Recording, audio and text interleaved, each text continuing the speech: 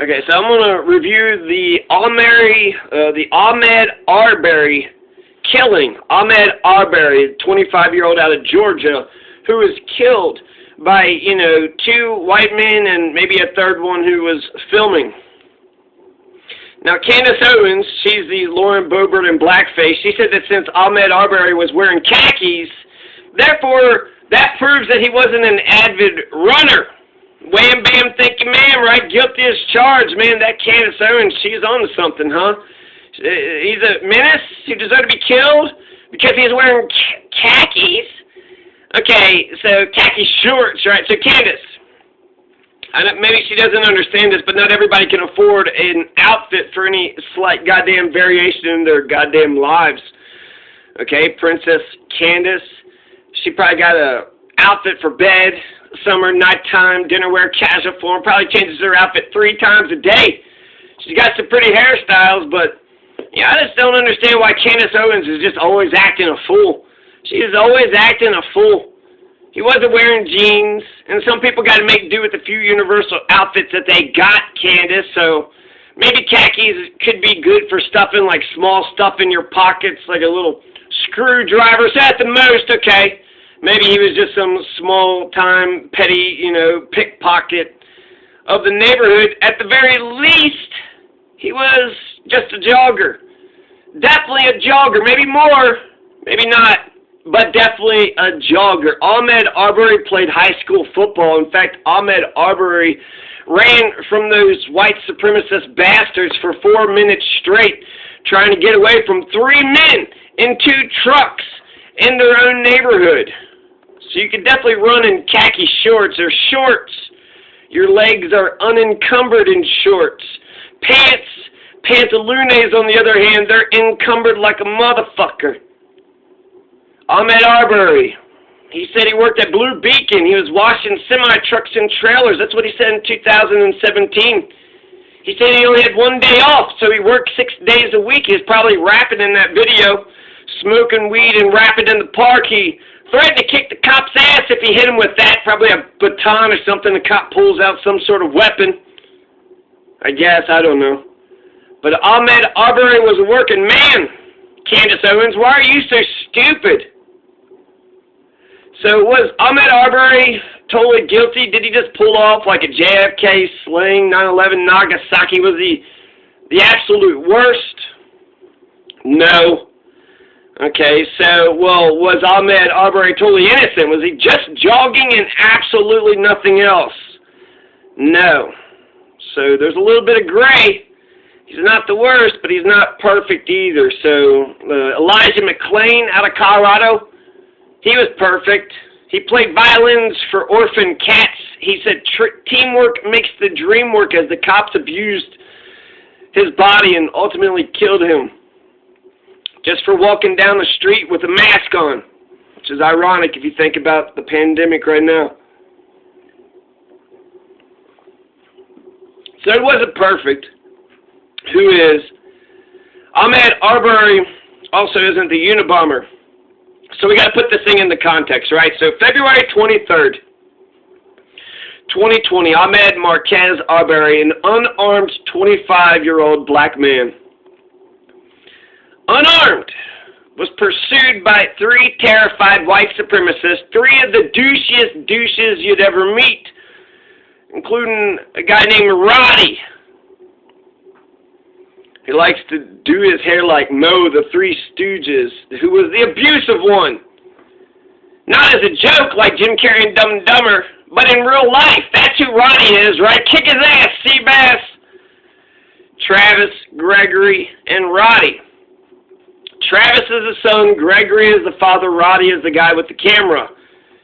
And Travis is going to be the one who pulls out the shotgun. He's the one driving, gets out of the shotgun, gets out of the truck with the shotgun. There's a scuffle. There's a video camera of this, so there's video. And they're going to kill him. They're going to kill him while he was jogging near Brunswick in Glenn County, Georgia. Travis McMichael and his father Gregory, who were armed and driving a pickup truck, and William Roddy Bryan, who followed Arbery in a second vehicle, was confronted, fatally shot by Travis McMichael. So Travis, Gregory, and Roddy, they look racist as fuck. So I got a bit of a problem with undercovers, just a bit. You know, I like when the cops are loud and proud. They got the blue car, the blue uniform, the sirens. They look sharp. They look organized. That's how the French used to march through the interior of America during the Native American days. Just a big loud-ass parade straight through the land. It says, we're in charge around here, and who's going to stop us? So if undercover jump-off boys, they just pop in your, you're sitting on a couch and you're armed, and they jump through your door, you have every reason in the world to shoot first. There's no way to tell if they're robbers, if they're robbers trying to get you, if they're crooks, if they're criminals, or if they're the police. And that's the point, right? The police are trying to get the element of surprise, but that's the chance that they take. If one of their victims shoot back, they have a right to defend themselves. So that Breonna, Taylor case in Louisville, the Breonna Taylor's got counsel law too. She's got stand your ground too. Self-defense is an inherent human right. Beyond self-defense, I'm, an absolute pacifist. But I believe in self-defense, so that's with undercovers though. These guys aren't undercovers. The McMichaels, Travis, Gregory, Roddy, they're not cops. They're not undercovers. They're not deputized. They're nobody. They're nothing. Peasants, regular peasants. So let's look at this through Ahmaud's perspective. He's supposed to chit-chat with these two crazed out, white trash, methed out psychopaths. Oh, a bunch of white trash thugs, all methed out. Let's go talk to them. Let's have a little chit-chat. Let's go frolic in the meadow. And look at them. They look white trashy as fuck. They look racist as fuck. And let's be honest, they look a little bit off. Right? They're the white trashiest. The father, the 60-year-old, he's got that oiled down ponytail, that, matted down, oiled down ponytail hair, and then the 30-year-old boy who's just like, looks so damn simple, is like, grow the fuck up, man. I love you, Daddy. I love you, Daddy, so much. And do you see when the father, what the father did while the son was just fighting with Ahmaud with a gun? It took him a minute to do something. His son is struggling with the gun with another person. Where were you at, Papa? Papa, where were you at, Papa? Did they have a uniform? Did they have a badge? Was there anything that said that they were the official No, because they weren't. They were not. You got to identify yourselves. They bungled this thing from the beginning to the end. That's, if you're the police, you got to identify yourself, and you also got to make sure there's not excessive force. And it's got to be loud, and it's got to be clear. When it comes to what the police, when they go to arrest somebody, they're going to, grab a hold of that person, kidnap them, nab them, right, and then put them in jail. That's attack, kidnap, handcuff, confining. That's a lot of shit. That's a lot of shit, and you can't use excessive force, so that's why training is so important.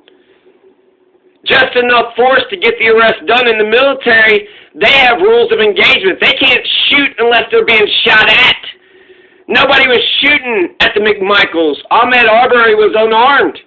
I mean, my God, McMichaels, if you all want to be the vigilante, if you all want to play God, you want to be the judge, jury, and executioner around these parts, then it's got to be a felony, and it's got to be one that you witnessed, not a misdemeanor that you did not.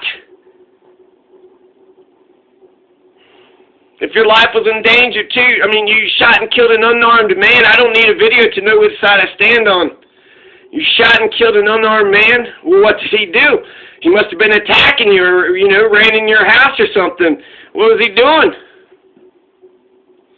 So I say to understand, to come up with a verdict for the McMichaels case, you got to try the Ahmaud Arbery thing. So you got to see, figure out if Ahmaud is guilty or innocent, and then you got to look at the McMichaels. And I believe if you use the most stringent, strictest prosecutorial standards, you cannot convince a jury beyond a reasonable doubt, because that's the threshold, beyond a reasonable doubt, that he was guilty of anything more than trespassing, no breaking, just entering, trespassing, entering, and then running around. That's it.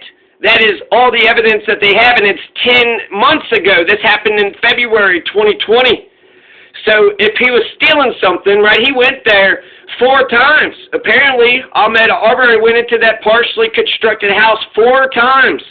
So there's, video of him going into that house 4 times. One time he went in there at night. You might be able to infer that he was a burglar, he was trying to steal something, but that's circumstantial evidence. You only look at the evidence and what it can prove beyond the reasonable doubt. Can you prove beyond the reasonable doubt that he stole something? Every time he walked out of that partially constructed house, he walked out empty-handed. At no point in time did anybody ever find any stolen goods on him, around him, in his possession, at his house. It's been 10 months. So if they, if he had stolen goods on him, they would have said something. The only thing that, the McMichaels, the only way that they got even a remote chance of victory is if some video can surface, with, Ahmaud Arbery with stolen goods. Without that evidence, they don't know, even today, right now, we don't know if he did it or not. Maybe he was just fucking with him. The owner seems to think he only went into that house to get himself a drink of water. So the McMichaels got this all wrong all around. At no point in time did the McMichaels have this right. They're also, racist, which I'll, talk about later. But cops don't just pull their shotguns out. This isn't the Serengeti, right? This ain't Russia. Some cops keep their hand on their holstered handguns, and that's some bullshit. But just popping off, just jumping out of a truck, chasing people down with the truck, popping off with shotguns pulled. Travis McMichaels is going to claim self-defense. Okay, he's a regular guy, not a cop, so he's self-defense. When you jumped out of the truck with a shotgun, then he attacked you. Travis pulled first. He pulled first. It wasn't even holstered. It was in his hand. And he was chasing another person with his truck that he already pulled first. That was already a threatening death maneuver. Ahmaud Arbery has a right to self-defense. Ahmaud Arbery has a right to stand his ground. So what was Ahmaud Arbery doing? We have to speculate. We have to guess. And people say you shouldn't speculate. But I'd say, it's with game theory, there's only so many options. What was he doing? That day, there were several people that had visited that house.